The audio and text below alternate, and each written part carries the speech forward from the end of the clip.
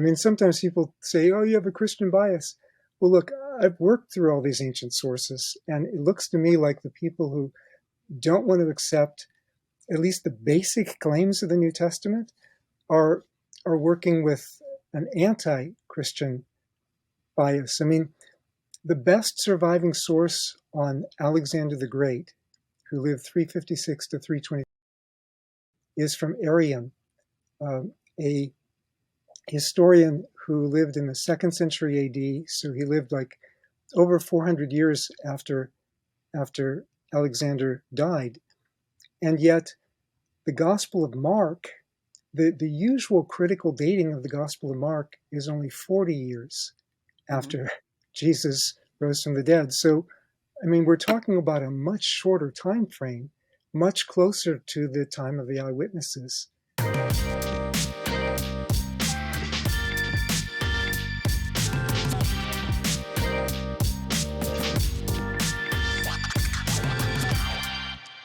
Well, thank you for watching another episode of the Jude 3 Project podcast. As always, I'm your host, Lisa Fields, the founder of the Jude 3 Project, and I'm here today joined by the famous Dr.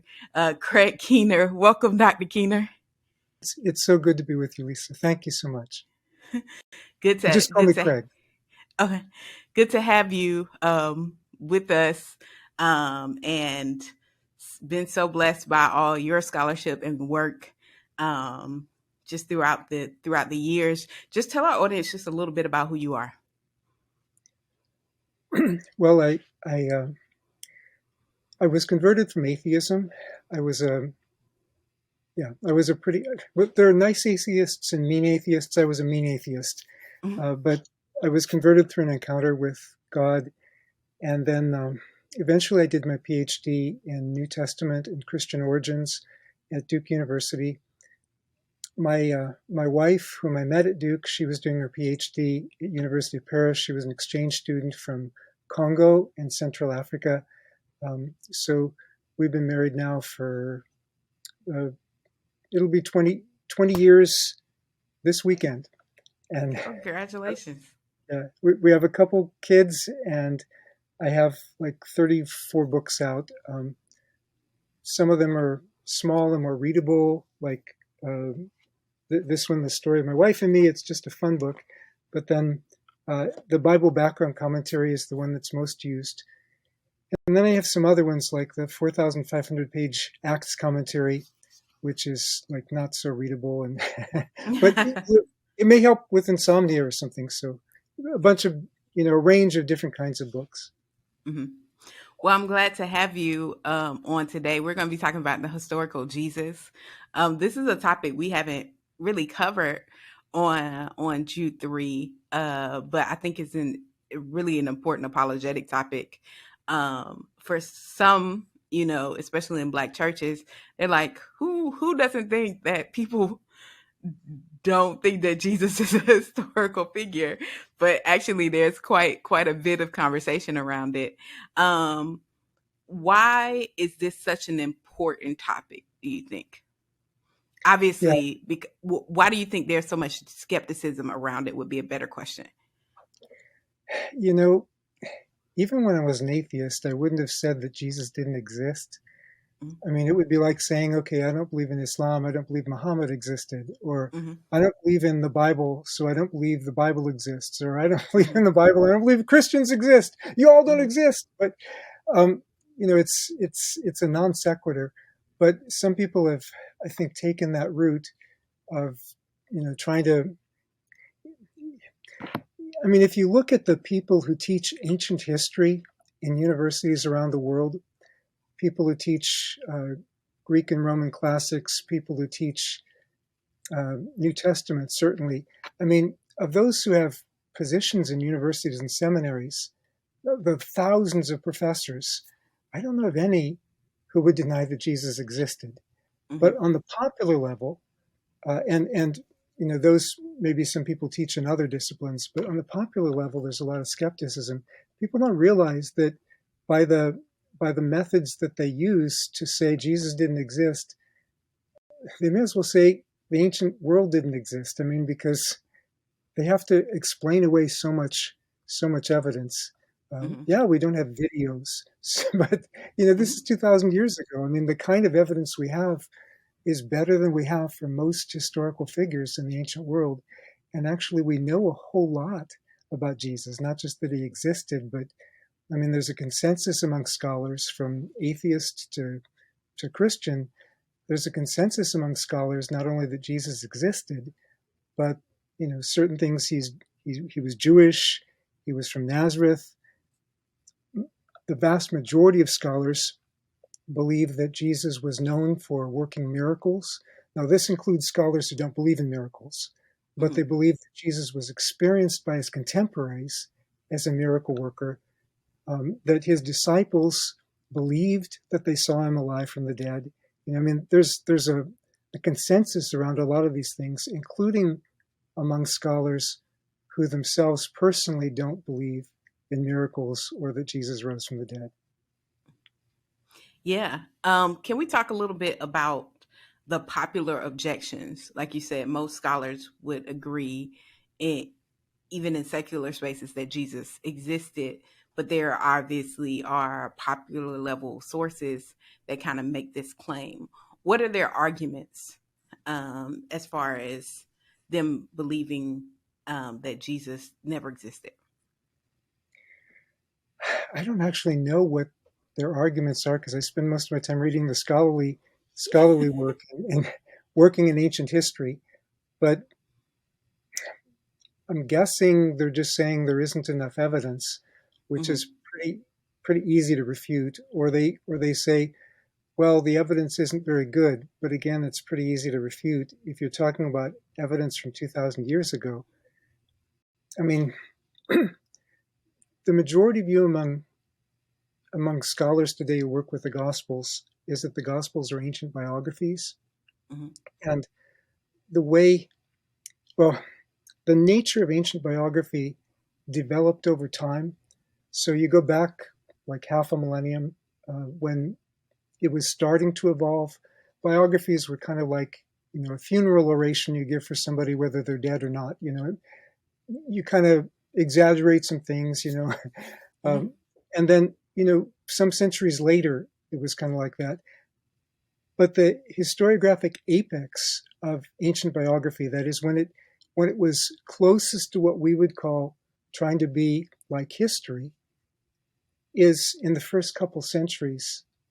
So it's like um, it's from Cornelius Nepos at the end of the Roman Republic up until like the early third century, and right in the first and the second century is like the pinnacle of when they tried to be most historically accurate. And especially they would be most accurate when they were talking about figures within recent history. Um, Oral historians talk about living memory. That's the period when either the people are alive, the eyewitnesses are alive, or the people who knew them were alive. Hmm. I remember I was in a church in North Carolina. I was a member of a church in North Carolina years ago where there were people who actually remembered members of that church who had been born in slavery. So it was still within living memory in that sense. It's usually considered like 60 to 80 years. Well, all the first century gospels are within that time frame. Hmm. So in terms of having, I mean, for any teacher in the ancient world, the only one who might even come close would be Socrates, to have multiple works written about them within living memory. So, I mean, the, the the sources that we have for Jesus are enormous, and of course we have sources outside the New Testament as well. But we get the most information from Jesus' followers, just like if you want to know much about Socrates, you're going to get the most detail from those who are his followers. Hmm. Yeah, no, that's extremely, extremely helpful because the weight that's put on proving anything in Christianity is incredibly high versus other historical facts that we accept is incredibly, incredibly low. There's a kind of bias in that. I'm sure you've seen that in scholarship Yeah, um, quite a lot. definitely. I mean, sometimes people say, "Oh, you have a Christian bias."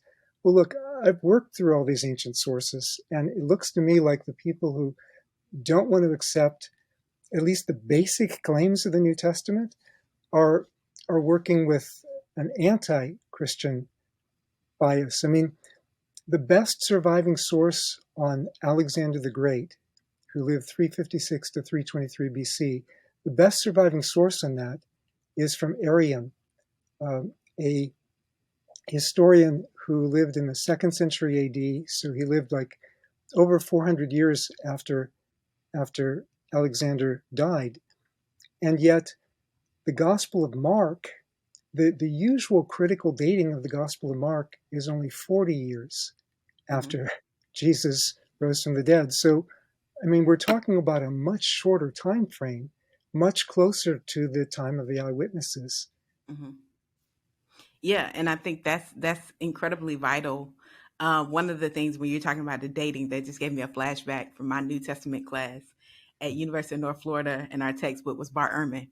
So that was my intro to New Testament scholarship, Yeah, and it really rocked me, the dating in particular, because Ehrman is dating everything later, and it makes it seem like, how can a person remember? And they bring in the telephone game, and you start thinking about, like, if things are passed down, things are lost, can we trust it? And so it's very, that dating, especially of the gospels, like you pointed out, uh is a very a pivotal point, because it can start to rattle your faith a little bit. yeah.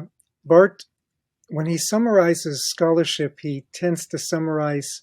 Well, one time I was with him, and he said something about most New Testament scholars don't think that Paul wrote Second Thessalonians, and I'm like, I don't think that's correct. And my colleague Ben Witherington said, no, that's not correct. And then Bart said, well, that's only if you include evangelicals as scholars. I'm like, please. And then and Ben said, well, are you throwing out conservative Catholics too? But anyway, I mean, even on Bart's stating though, I mean, Bart talks about um, the telephone game, Mhm, but a number of memory theorists have actually criticized that specific analogy. His specific analogy, he wrote a book on memory and how we can't remember things. And it's true, like with psychological memory. I mean, if I ask you what you had for lunch last Tuesday, you may or may not remember. If you ask me, I'll mhm. definitely not remember. And that's not just because I'm an absent-minded professor, but if you ask me every conversation I had last year, obviously I'm not going to remember. We forget way more than we remember. But things that are significant to us, we tend to remember those. And especially, after a year, we may have forgotten like half of the things we thought were significant. But studies of long-term memory show that major events in our life, we tend to remember those even for 4 decades later. Mhm, And so, in the telephone game, also, it's like, okay, I whisper something to somebody, they whisper it to somebody else, and by the time you get to 40 people, somebody's going to have messed it up. So you're thinking like 40 generations of passing it on. But that's not how Jesus' teaching worked. That's not how Jesus' public ministry worked. You had a bunch of people who were all there together. That's one generation. That's not 40 generations. mhm. And so a lot of scholars, and especially those like Barry Schwartz, some of the very people he cites about memory have have shown that that's not a valid analogy. Mhm. No, that's helpful, because as you're talking about memory, I started to think about our justice system. We couldn't, if we didn't believe that memory was an effective tool in which to engage people, we wouldn't even be able to have a legal system, Yeah, because everybody's testimony is based on their memory of events. And yeah, so that society couldn't function if we did away with people's memory. yeah, Uh, yeah. Eyewitness testimony is something that we have to depend on in law, in journalism, often in anthropology, in sociology, and certainly historiography. If we couldn't depend on it at all, we'd have to throw out all of ancient literature. Uh, all we wouldn't know anything about the ancient world except what we found on coins and what we could discern from inscriptions and so on. So yeah, it's almost nobody would take it that far outside the New Testament. Mhm. Yeah. You brought up a good point. And this is, I don't want to get us too far off of historical Jesus, but when you were talking about the validity of evangelical scholarship as it relates to the New Testament, it wasn't until I took that New Testament class that I heard my professor say that not all 13 letters were written by Paul. And so there is this idea that Paul only wrote part of the letters, but he could not have wrote all of the letters. Or I believe it's Peter may have wrote First Peter, but not Second, or it might be the other way around. I can't remember offhand. Um, hmm, You're it was right. First Peter. Okay, um, and so all of that you're starting to take into consider thinking about it, and then they'll say, well, only evangelical Bible believing scholars believe this because they have a stake in it. They have a vested interest in them writing this because it becomes, if you think it, then it takes a level of authority. But nobody that has serious scholarship uh, believes that Paul wrote all 13 letters. And so there's this game of who do you trust as it relates to scholarship. But and for a college student, like me who had no other exposure, it was really troubling because I'm like, okay, I want to be with the people who've actually studied this from an unbiased perspective. But also at the same time, it's like, this is what I believe to be true. So you're wrestling with that. For those who are wrestling with that, that may be listening to us, because I know I'm not the only person that has has had that experience in class. How do we know which scholarship, um, especially when it comes to the New Testament and Old Testament as well. But the challenge to say, oh, these people were the true scholars, and I guess I want to point out to our audience too. You graduated from Duke, which is a progressive uh, institution with a PhD. So you have the same education as somebody who may have taken a more progressive stance. It's not like you went to a conservative evangelical school to get a PhD, and you still would take a more um, evangelical approach to your scholarship. So I hope that question made sense. But Yeah. that's kind of how would you help somebody navigate through that? Yeah. Now I'm sure that not everybody takes like a biased stance, like, oh, if you're evangelical, you don't count. Um, I have been in places where that's the case. That's not the majority approach that I've experienced from colleagues across the board. It's like if you make a good case, that's respectable. That's probably the more traditional scholarly approach is if you make a good case, we'll listen to you. That's certainly the dominant approach in British scholarship and I think German scholarship today. Um, but I was in another meeting where um, historical Jesus scholars were getting together and um, they got somebody from the Jesus seminar to respond to um, my first historical Jesus book, and he started out by saying, "Well, uh, there are two kinds of scholars. There are critical scholars and there are evangelicals, and you evangelicals shouldn't even be allowed in the same room with us." Now, here's the thing. I mean, I'm not going to try to run down his scholarship, but the stuff he's written, it's only documented a little bit, I think. And if you looked at my work, I mean, it was heavily documented from ancient sources. I'd read through most of ancient literature that's available that's relevant to the topic. I mean, my larger Acts commentary, I cited 45,000 references from antiquity outside the Bible. So it's not like I don't know the sources. It's like that's my main thing. And plus, in terms of engaging with secondary scholarship, I my bibliography of secondary sources was over 10,000 secondary sources. So I have a fairly good understanding of the range of scholarship out there. Now, most of the scholars, from the feedback I got afterwards, most scholars didn't agree with his approach on that. But there are people with that. But then you talk about who's biased. I mean, I, I've read his stuff, but is he going to read my stuff? Hmm. So, um, in terms of there's a range of scholars. So there are people who are just like biased against, they say, well, if you believe too much of the Bible, then you're obviously biased. But that's a bias in itself. And there's actually pressure within some academic circles to show how much you don't believe, so that you can be respectable. And to me, that's not the right approach we should take. Let's look at the evidence and see where it leads.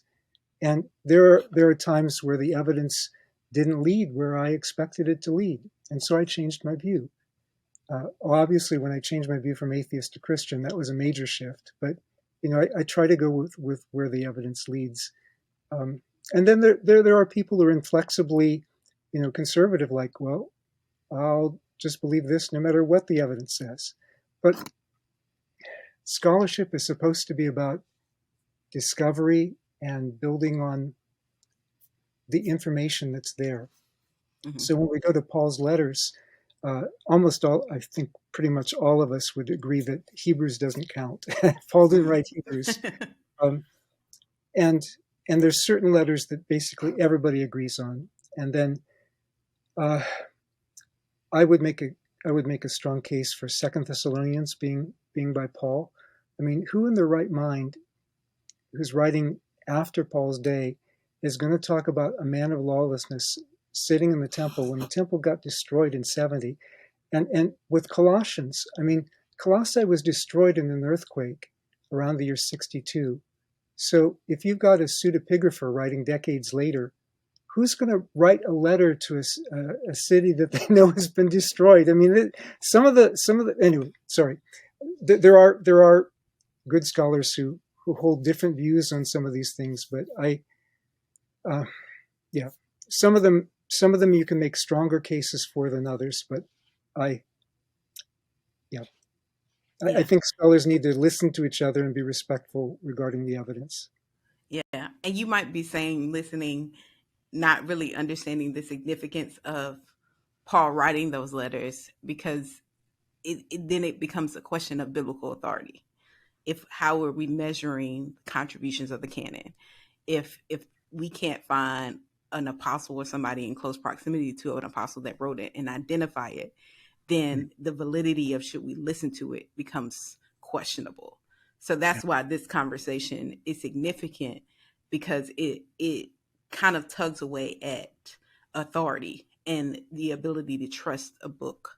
Um, so that's why it's particularly for me in my own journey, that question weighed heavily on me when I was in that New Testament class, because it really starts to tear the fabric of your belief systems.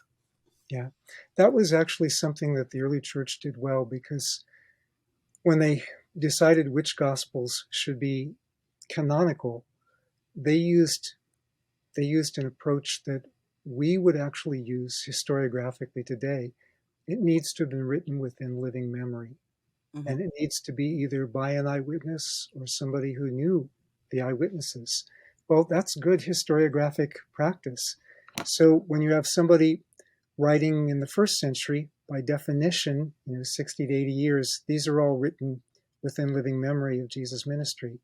When you have the Gospel of Thomas, on average dated around the year 140, sometimes dated around 170, the Gospel of Thomas is probably the earliest of the so-called other gospels that people talk about, the so-called lost gospels. They weren't lost; they were thrown out. But um, but that is way beyond living memory. That's like, if you take the earliest date, if you take 70, that's like 70 years after when Mark is often dated. It's over 100 years after Jesus' public ministry. And then most of the so-called lost gospels are like, they're from the heyday of novels, late second, early third century, and then going on, hundreds of years after, at this point, there's nobody alive who remembers Jesus' public ministry as eyewitnesses. These are people making stuff up, Mm-hmm. or recycling what they have in the earlier sources. So there was reason not to accept these as canonical, but to accept the first century ones as canonical.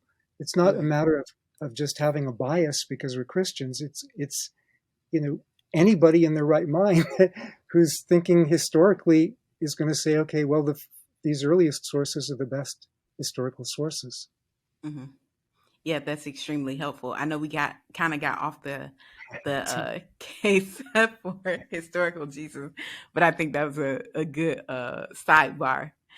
Going back to our main topic, what would be your, if you could give just some points um, to verify the historical Jesus? I mean, you kind of already alluded to it, but for those who are listening, like some takeaway points to encourage people's faith and to give them kind of some talking points when they're engaging someone who doesn't believe that Jesus was a historical figure.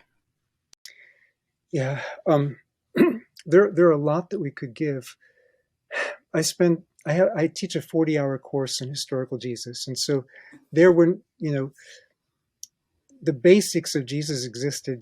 We deal with that up front, but then we go into all the historical evidence for you know Jesus taught about this subject, Jesus taught about that subject, he told parables like this, and so on. But just starting with the basics, there are sources from non-Christians from the era that talk about Jesus. Now, they don't talk about Jesus as much, but they talk about Jesus more than they talk about any any other figure who might be considered at all comparable. Um, Josephus, first century Jewish historian, one of his favorite figures is Herod Agrippa I. He was king of Judea from the years 41 to 44. Very popular because he was descended from the line of the Maccabees and Herod the Great. So Josephus talks a whole lot about him, but Herod Agrippa I only gets a line in one Roman historian. Pontius Pilate, the governor under whom Jesus was executed, he's talked about in Jewish sources, but he's talked about in Roman sources only once because they only brought up people in the provinces as it mattered to them. Well, in the case of Pontius Pilate, he's mentioned in Tacitus's Annals 1544, and here's how he's mentioned. He's mentioned as the governor under whom Jesus was crucified. Mm-hmm. So Jesus actually gets um, more attention, even in the Roman sources, than does the governor under whom he was executed. Because Jesus had a following and the followers were spreading in Rome, well, that's when Roman historians took notice. But Tacitus, the Roman historian, talks about Jesus being executed under Pontius Pilate, talks about his movement, gives us an approximate time frame. There were already thousands of his followers in Rome by the time you get to the year 64 with the fire in Rome. And then they start getting burned alive by Nero to light his imperial gardens at night. Suetonius takes us back way before the year 64 to around the year 49. So like 19 years, given the usual dating, 19 years after Jesus' crucifixion, and those of us who are believers would add, and his resurrection. So this is like really early material talking about Jesus' followers in Rome and debates within the Jewish community there. You also have Josephus himself. He's got, it would be his Antiquities, book 18, paragraphs 63 and 64. He talks about Jesus. And later Christian scribes adapted it some, but scholars have pretty much reconstructed what the original form of Josephus' saying was, and it's been confirmed by an Arabic version of Josephus' quotation that's been discovered. And what Josephus says, now on all these things, there are people, they'll come back, they say, well, that's not likely. I don't believe that that was actually written. But again, the standards that they're using, you can't trust anything in ancient literature. I mean, if you can trust anything at all, here's what Josephus said, and this is reconstructed as one of the most famous scholars who worked on this was Geza Vermes, who was a Hungarian Jewish professor of early Judaism at Oxford University. His colleague E.P. Sanders was one of my mentors. He was on my doctoral committee. E.P. Sanders is also a hero of Bart Ehrman, by the way. But Mhm. so Geza Vermes reconstructs it this way: that we can tell Jesus was he was a sage. He was a wise sage. He had a lot of people following him because of what he taught. He also was known for paradoxa, which is a Greek word that Josephus uses elsewhere, where he talks about Elisha's miracles. And so most scholars, including Geza Vermes, think that Jesus was being experienced as a miracle worker, and that Josephus talks about this first century Jewish historian. Jesus was also, he ran into trouble with the elite in Jerusalem, who handed him over to Pontius Pilate, and Jesus was executed. So in terms of Jesus working miracles, that actually has been the main objection that people have raised, like, oh, miracles can't happen in secular scholarship. But today, the majority of scholars acknowledge that Jesus was experienced by his contemporaries as a miracle worker. It's not only Josephus, but later reports from those who opposed the early Christian movement acknowledged that Jesus was experienced as a miracle worker. They said, no, it's sorcery, but they wouldn't deny that people experience these things. So some of the later rabbis, there was a Gentile critic by the name of Celsus, or Celsus, people often say. There's just, plenty of extra biblical material, more than you would expect from, other figures in the province of Judea or Galilee. And then when you look to the stuff from his followers, there's just so much material. And because it comes in different strands and different sources, we can compare those sources. And also, if somebody's writing this later, like 40 years later, you would expect them to adapt it in a way that would communicate with their audience. Mhm. So, you expect it to be in good Greek, and you can see, where Luke uses Mark, he cleans up the grammar for a higher level of Greek and so on. Mhm. But there are all these sayings of Jesus where you have still Aramaic figures of speech showing through. Like, this isn't something that was made up later. It goes back to the earliest memories of Jesus. Mhm. Uh, some of the sayings fit the kind of sayings we know were spoken by Jewish teachers in Judea and Galilee or further to the east, but not spoken by Jewish people or certainly Greek thinkers elsewhere in the Roman world. So, I mean, we have all these different lines of evidence to work from. So anyway, that's just a summary. No, that's extremely, extremely helpful. When I was looking at this in seminary in one of my New Testament classes, as I was reading through one of the books, I can't remember what the book was, but I was like, the burden of proof is so high that if we didn't have science or DNA, you couldn't even validate that your parents were your parents because you have no memory of coming from them. Like your toddler years, you don't have a memory of you being born. So you couldn't even verify based on your standard of your burden of proof that your parents are actually your parents outside of other people saying that.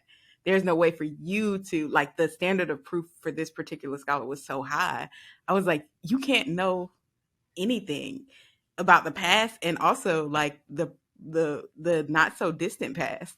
Um it was just very interesting. A couple of years ago, I went to my 40th high school reunion. So I know, well, yeah, probably most of your listeners aren't haven't had a 40th high school reunion yet, but I went to my 40th high school reunion, and one of the people that I talked with there, she was in my third grade class. So this is going back not just 40 years, but 50 years.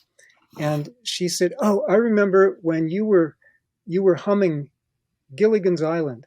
This shows how far back it goes. You were humming Gilligan's Island, and the teacher made you say, "Okay, if you're going to do that, you need to sing it in front of the class." And so made me sing it in front of the class. And she brought her husband over, and he was like, "Yeah, she's told me about this." I was like, "Really?" So I remembered that independently. It's not a coincidence, we both hallucinated the same thing. We both, Mhm. she remembered it because she thought it was funny. I remembered it because I was traumatized. So sometimes uh, and like if our parents tell us stuff from their childhood, I mean, we're not going to remember everything, but, we won't remember everything precisely. But, to say that people can't remember something after 40 years is not true. And especially when you have a group that's sharing their stories together, and it so happens they're in leadership in the church.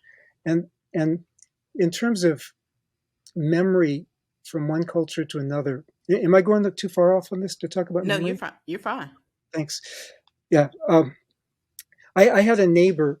She passed away at the age of 96, but I uh, would listen to her stories. And she said that back when she was a child, they didn't have air conditioning, so they'd sit out in the front porch. They didn't have TV, obviously. I'm not even sure if they had radio, but they just sit out on the front porch and they tell stories passed on in their family for years. She told me stories going back to the 1700s, and I was able to go and verify some of that information afterwards, just to Hmm. see if I could. And these our culture today. I mean, today our collective memory is Google. So you know my students' scores in midterms have been going down some because we don't emphasize memory so much.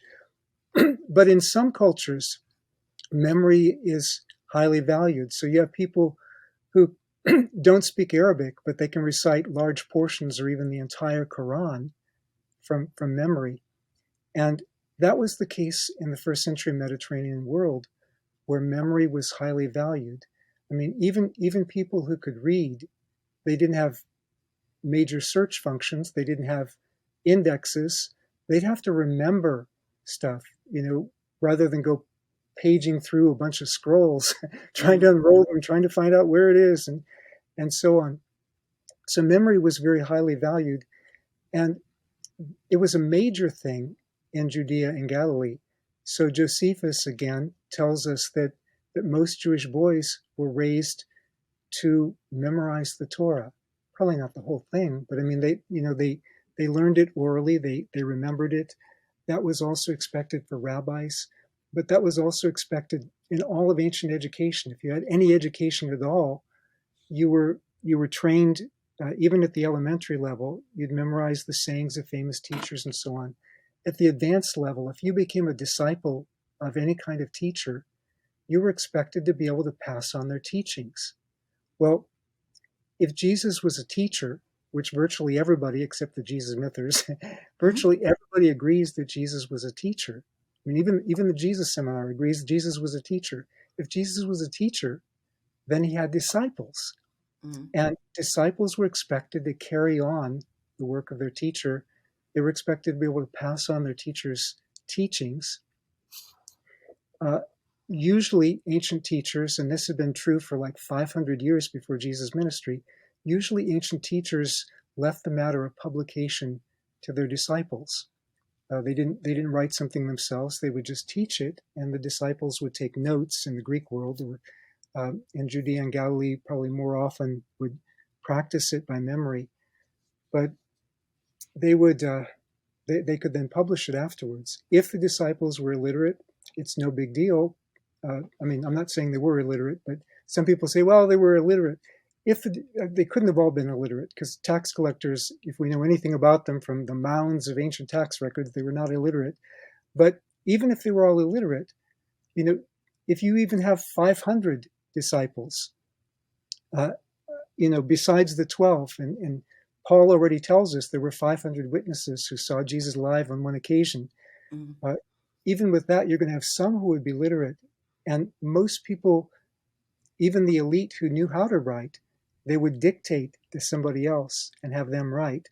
So the objections based on memory, um, they just don't add up.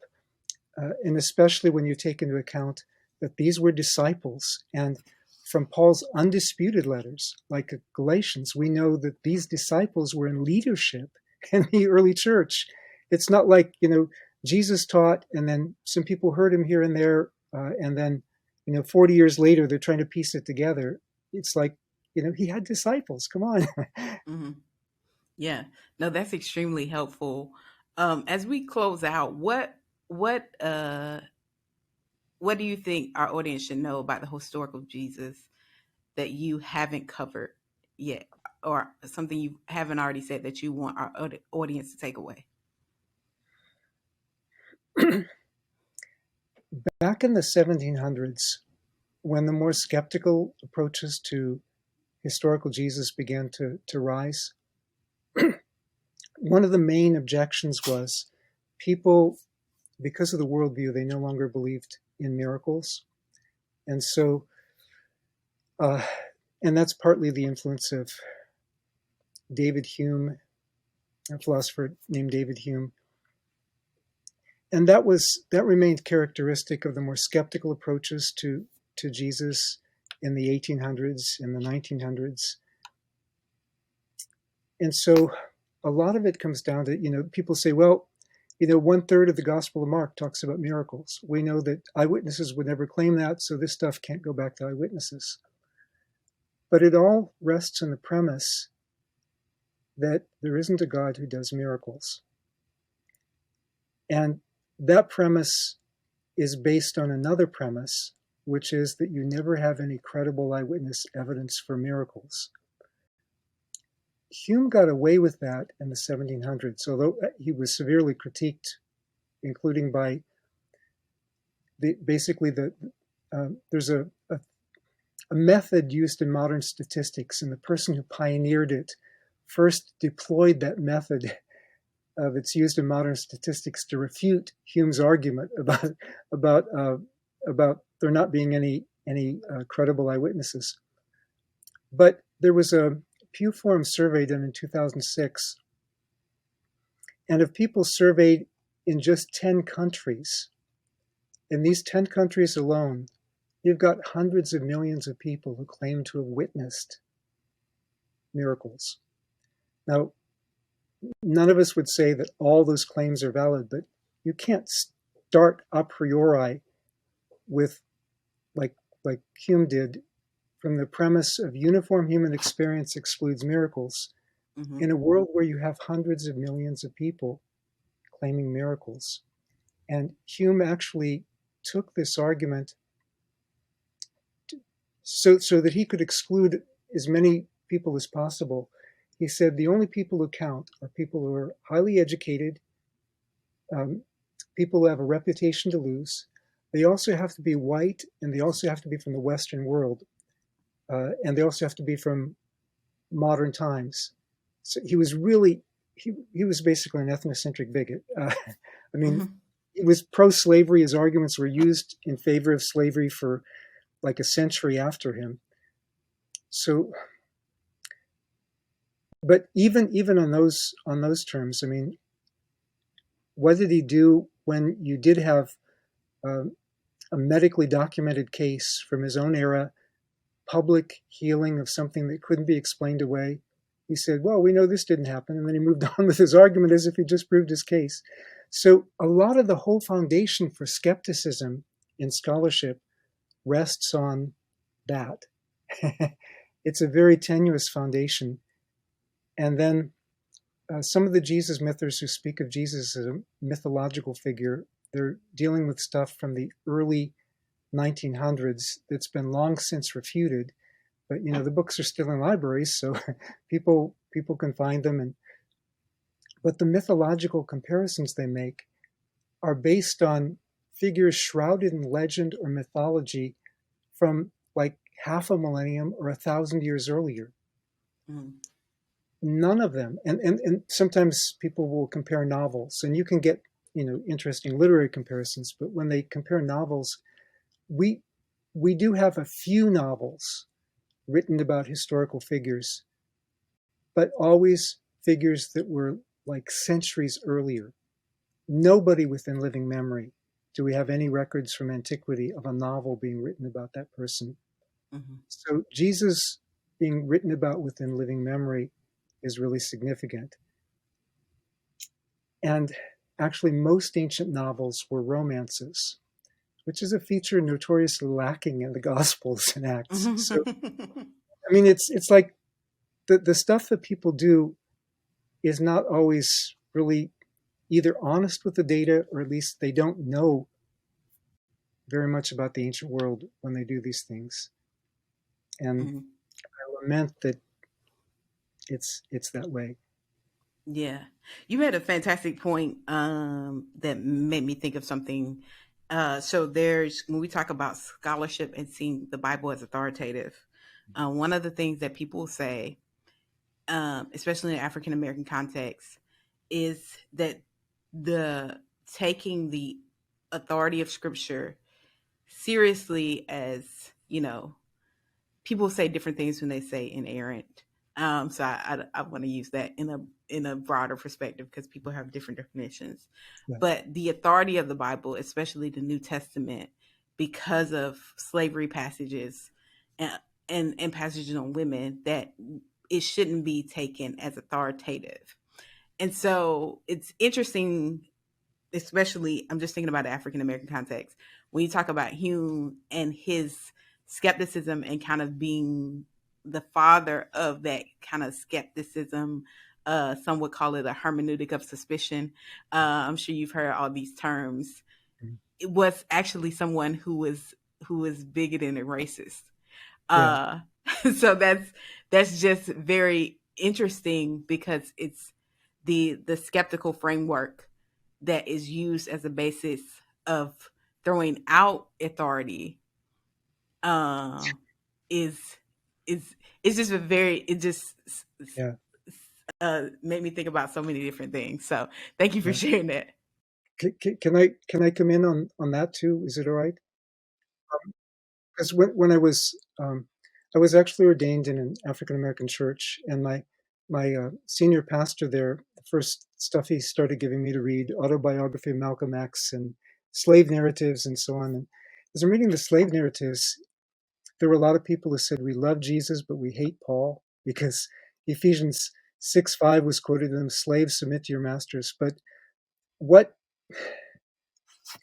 in terms of basic hermeneutics, in terms of how we read texts in light of their context and so on, that was completely out of context, completely out of its cultural setting, too, because first century urban household slavery was completely different. And Paul wasn't even addressing the institution of slavery, he was dealing with people in their situation. But he's following a format in Ephesians and Colossians called, well, scholars have called them household codes. There were a lot of people who wrote on that in antiquity, but the basic framework of that, going back to Aristotle, was the male head of the household, how he is to rule his wife, his children, and his slaves. But Paul really adapts these codes. I mean, he's in Roman custody, so he has to care what Rome thinks about, this subversive new cult from the East, which was how they viewed it. Um, uh, the big thing the Romans were concerned about was subverting traditional Roman family values. But as Paul addresses it, he says, well, first of all, the word submit, for wives submit to your husbands in 522, isn't actually there in Greek. If somebody doesn't believe me, look it up in an interlinear. It's not saying, okay, wives, do to your husbands whatever you want, but it's borrowed from the preceding verse. So you can't have it in verse 22 without having it in verse 21. Submitting yourselves one to another in the fear of Christ. Wives to your husbands. And then 6:5, yeah, slaves submit to the slaveholders. you go down a few verses to verse 9. Literally, what it says is in Greek, slaveholders do the same things to them. So Paul so radically adapts. I don't know anybody else in antiquity who did this, adapts these household codes in the framework of mutual submission. I mean, who ever heard of slaveholders submitting to their slaves? But he's following Jesus' teaching about, the greatest among you is the least, and Jesus himself came as our servant, and how we're to serve one another.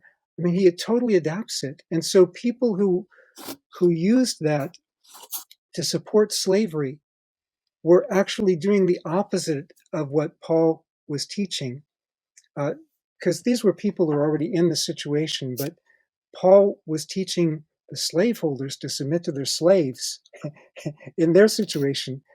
And when I taught for 4 years at a seminary attached to an HBCU, and I had access to the library there, and I spent a whole lot of time reading through the works of slaveholder theologians and abolitionist theologians. And slaveholder theologians, basically all they did was proof text. But abolitionist theologians, they read the texts in their context.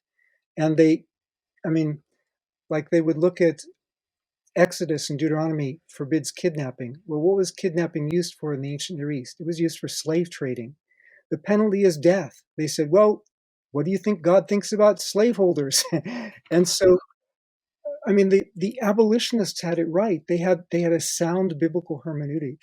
And so the problem isn't the Bible. The problem is the way the Bible was exploited and twisted by people who didn't start with the right premise.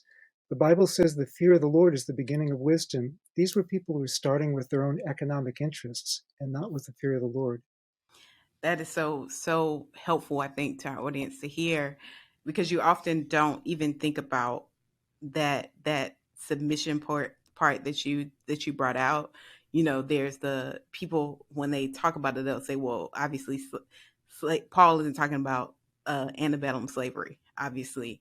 Then you have others like where he says, if you could get free. So he doesn't have this narrow view, you Yeah. Mm-hmm. know, his conversation with Philemon on behalf of Onesimus. Like those kinds of things point to a more comprehensive view of what Paul is saying, Yes. outside of that narrow understanding of the verse. But I think what you just highlighted with that verse, you just took it to a whole nother level for some people who may not thought about like that submission not being there in the Greek and what Paul is really doing with the household codes. And he's saying basically everybody live in submission to one another versus the way the Romans are teaching you that it's kind of this hierarchical perspective. No, he's saying like we all are in community and submitting to one another, no matter where you are on the kind of caste system, if you will be, of the Roman society. Yeah. Yeah. Yeah. In Roman society definitely wasn't racially based. It was they would enslave anybody they could. Um, in fact, the majority of their slaves were Greeks, which is ironic since a few centuries earlier, Aristotle said that all non-Greeks are fit to be enslaved. Of course, Aristotle was Greek.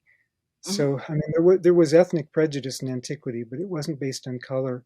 And Mm-hmm. some of that actually goes back historically to, like, you have ninth century texts where this, I don't think this goes back to Muhammad himself, but some ninth century Arabic texts that talk about um, Africans can be enslaved because of the curse of Ham. And some of that, the curse of Ham, some of that goes back as far as the Talmud, although I don't think it was related to slavery there. But these are things. I mean, curse of Ham isn't in the Bible, so you have all these traditions that developed over time for economic interests, and people exploited them for their own benefits. But the people who were really into the Bible, who really were reading the Bible on its own terms, Leroy Sunderland in 1830 produced an anti-slavery manual, It was really, it just goes through the Bible. In another book, The Testimony of God Against Slavery, just goes through the Bible and takes all the passages about justice and liberation and so on. Yeah. Anyway, we could go on this. There's just so much. Well, this has been a very rich conversation. What book would you recommend on the historical Jesus, and any other recommendations? Obviously, your books.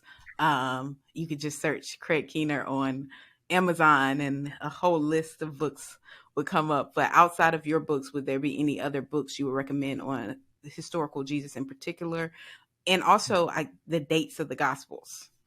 Mm.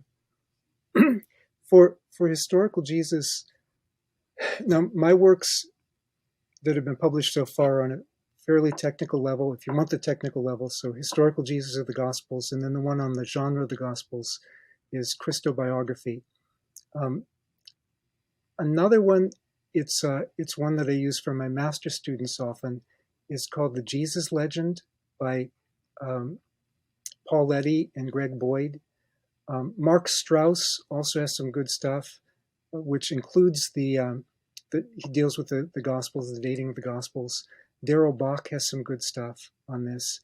Ben Witherington, my colleague here at Asbury, has some good stuff on this. There's I know I'm leaving people out. In terms of, now we're all on the more conservative end, but you want the really liberal end, you go to the Jesus Seminar.